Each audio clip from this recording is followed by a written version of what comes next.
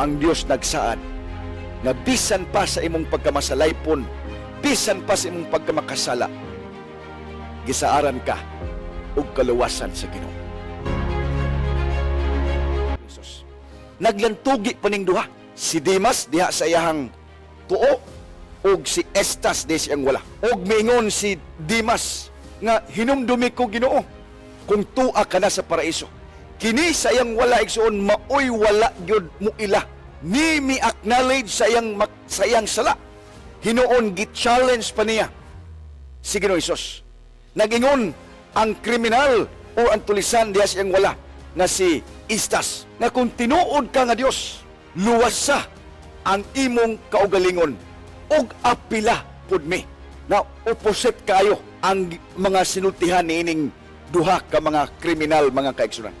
Kining usa mi acknowledge diya siyang tuo, mi acknowledge sa iyang mga sala. Og dunay gamay nga pagtuo.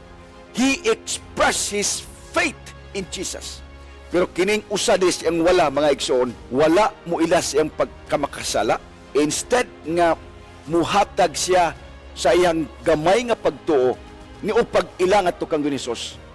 Iyahay noong gi-challenge o giyagaan ang atong Ginoo. Mga kaigsunan, usa kini kapag pamalandong kanato nga sa kadaghang mga tao dinhi sa kalibutan, kadtong duha ka mga kriminal, mga makasasala nga nahimong kauban ni Ginoong Hesus sa Kalbaryo sa cross, pareho nga mga kinaiya nato dinhi sa kalibutan nga presente nga atong gipuy-an karon.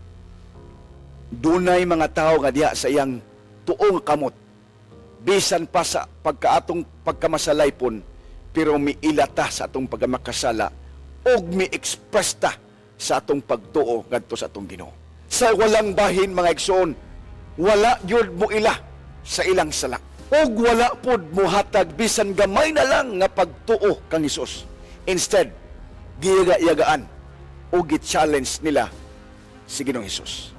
Mga igsoon, tama ang gisulti sa Ebanghelyo ni Ginoong Hesus diha sa upat ka mga gospel, Matthew, Mark, Luke, John, nga sa katapusang panahon inigbalik sa atong Ginoo nga katong gilansan sa cross sa ikaduhang panahon niya pag-anhi sa mahimayaon nga pagbalik niya.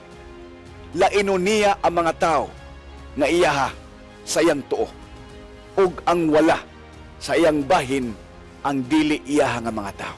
Pareho gihapon sa iyang pagdupa dito sa Kalbaryo sa cross. Ang tuo iyang ingnan, panundan ninyo ang gingarian sa malangit. Kamo nga mga karnero nako, nga mga buutan nga nagsunod kanako og miila sa akong tingog. Apan kining naa sa wala, dawatan ninyo ang kaligut-gut sa panimalos sa Dios, kay wala ninyo ilha ang pagkamatarong ni Ginoong Hesus.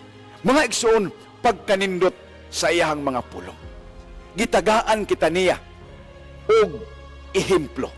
Gani sa tuo ngadto kang Demas, kini nga pulong mao gihapon nga pulong nga iyang ihatag kanato ug kanimo sa panahon nga atong ilhon siya ug atong i-express ang atong dakong pagtuo kaniya. Karon dayon, kuyog kanako sa paraiso. Pagkanindot, mga igsoon, kung ikaw ingnan sa Ginoo niana nga karon dayon uban kanako sa paraiso, dili ba nimo biyaan ang tanimong mga butang aron mo sunod ka kang Ginoong Hesus? Yes! Andam ta nga mobiya, mga igsoon, kay nag-ingon ang Ginoo, ang dili mo kuyog kanako, ang dili mo sunod kanako tungod kay naapay daghan nga ilang mga buhaton, dili takos kanako. Busa niining una nga leksyon nga atong makuha, niining ikaduha niya nga pulong, mga igsoon, ang Dios nagsaad nga bisan pa sa imong pagkamasalaypon, bisan pa sa imong pagkamakasala, gisaaran ka og kaluwasan sa Ginoo.